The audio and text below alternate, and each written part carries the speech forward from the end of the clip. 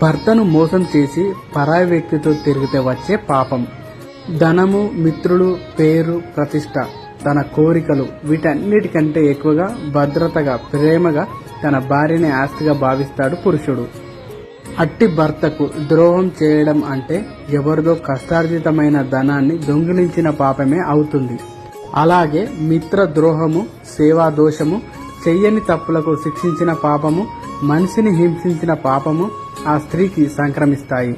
అలాగే రోగాలు, నొప్పులతో, ఆర్థిక బాధలతో ఆ స్త్రీ ఈ జన్మలోనే అన్ని పాపాల్ని అనుభవించక తప్పదు.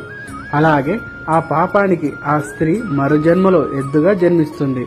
మన పురాణాల్లో చూస్తే ముల్లోకాలను ఏలే దేవేంద్రుని చూసి ఇష్టపడి భర్త గౌతముని మోసం చేసి ఇంద్రుడితో గడిపింది అహల్య.